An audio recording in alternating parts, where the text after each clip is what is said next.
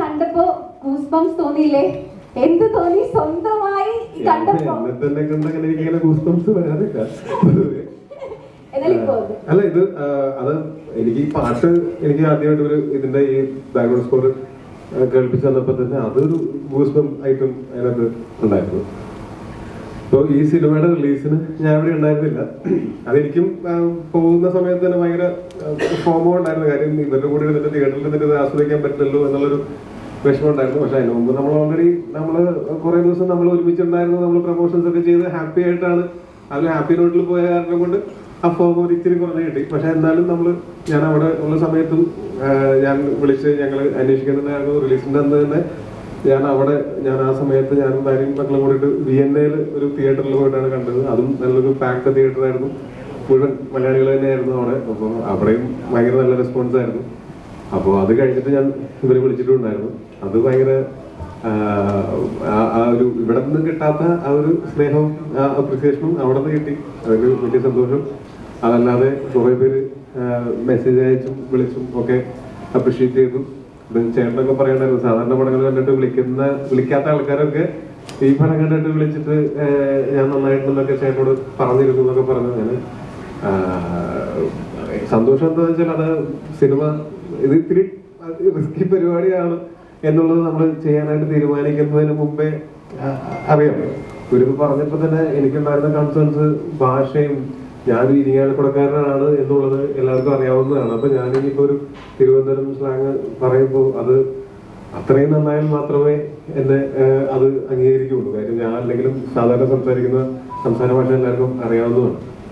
അപ്പോ അത് ഉണ്ടായിരുന്നു. അപ്പൊ അതിന് തീർച്ചയായിട്ടും അതെനിക്ക് അന്ന് തന്നെ ഞാൻ പറഞ്ഞിട്ടുണ്ടായിരുന്നു, എനിക്കത് വോയിസ് റെക്കോർഡിംഗ് ആയിട്ട് കിട്ടുന്നത്. അവിടുത്തെ മോഡുലേഷൻ വേറെ ആയിരിക്കും, അവിടുത്തെ ഓരോ വാക്കുകളുടെയും ഈ ഓരോ ഡയലക്റ്റ് അനുസരിച്ച് വാക്കുകളുടെ നീളവും അതിന്റെ സ്ട്രെസ്സും ഒക്കെ അങ്ങോട്ടും ഇങ്ങോട്ടൊക്കെ മാറി ഇരിപ്പുണ്ടാവും.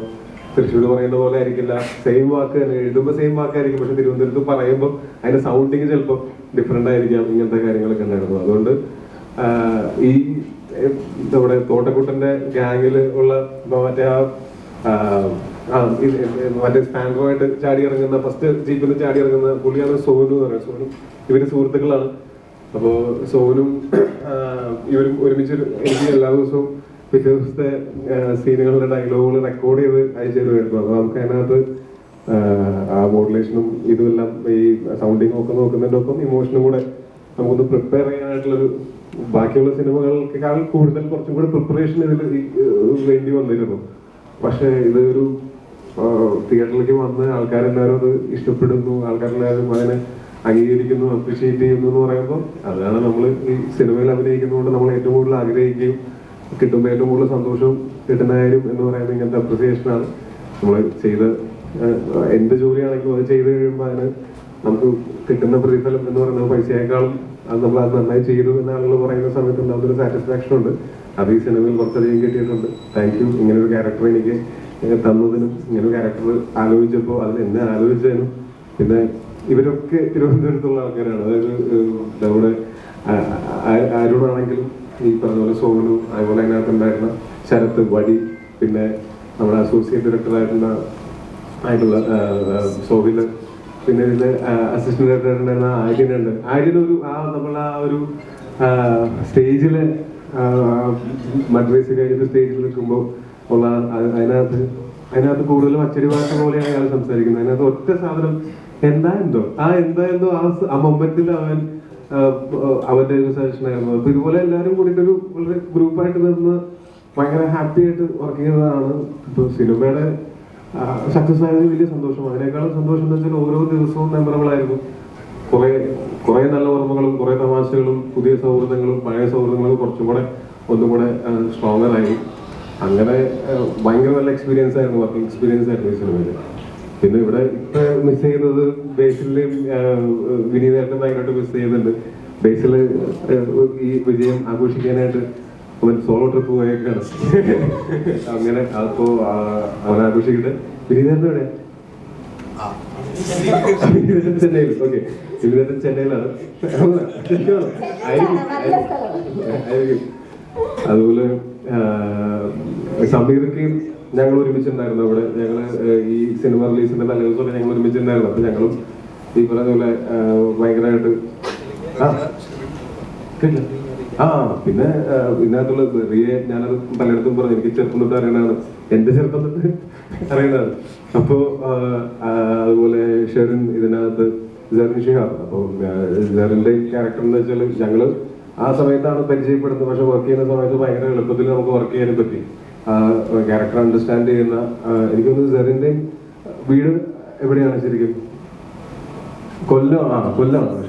പക്ഷെ ആ സ്ലാങ് ഒക്കെ അത് ഒട്ടും ഏച്ചായിട്ടില്ലാതെ ആ സ്ലാങ് ഭയങ്കര വൃത്തിയായിട്ട് നമ്മൾ പെർഫോം ചെയ്യുമ്പോൾ നമുക്കത് ഭയങ്കര എന്താ പറയാ, കാണാനും ഭയങ്കര അടിപൊളിയാണ്, നമുക്കും ചെയ്യാനായിട്ട് ഭയങ്കര അടിപൊളിയാണ്. അങ്ങനെയുള്ള ആർട്ടിസ്റ്റുകൾ ഓപ്പോസിറ്റ് ഉണ്ടാകുന്ന സമയത്ത് പിന്നെ ഈ സിനിമയിൽ വർക്ക് ചെയ്തിട്ടുള്ള എല്ലാവരും, ഇപ്പൊ വിഷ്ണു ആണെങ്കിലും ഞാൻ, ഇപ്പോൾ ഗപ്പി, തല്ലുമാല, അത് കഴിഞ്ഞിട്ട് ഇപ്പൊ ഇതിൽ ഒക്കെ നമ്മൾ ഒരുമിച്ച് വർക്ക് ചെയ്യുന്ന സമയത്ത് അതിഭീകര, അതായത് സുഹൃത്താണെങ്കിൽ പോലും എനിക്ക് ഭയങ്കര ആരാധനയുള്ള പോലത്തെ അങ്ങനത്തെ ഒരു മ്യൂസീഷ്യനാണ് വിഷ്ണു. വിഷ്ണുവിന്റെ ഈ സാധനവും അമ്മപ്പുറപ്പും ഒക്കെ വൻ പൊളിയായിട്ട് വിഷ്ണു ചെയ്തിട്ടുമുണ്ട്. പിന്നെ ആരൊക്കെയാണ്? പിന്നെ ചമൻ ചാക്കോ. ചമൻ ഈ പറഞ്ഞ പോലെ അവൻ ഫോറൻസിക്കില് സ്പോട്ട് എഡിറ്റർ ആയിരുന്നു. അത് കഴിഞ്ഞിട്ട് കളയിലാണ് അവൻ എഡിറ്ററായിട്ട് വരുന്നത്. അവിടെ നിന്ന് മുതൽ ചമൻ പൊയ്ക്കൊണ്ടിരിക്കുന്ന ഒരു ട്രാക്ക് ഭയങ്കര കലക്കൻ ട്രാക്കാണ്. ഇനിയും കുറെ സക്സസ്സുകൾ ഉണ്ടാവുന്നതാണ്. പിന്നെ സാനുവൽ സിനിമാറ്റോഗ്രാഫർ. സിനിമ കണ്ടിട്ടുള്ള എല്ലാവരും ഒരേപോലെ അപ്രീഷിയേറ്റ് ചെയ്തിട്ടുള്ള ഒരു ഡിപ്പാർട്ട്മെന്റാണ്.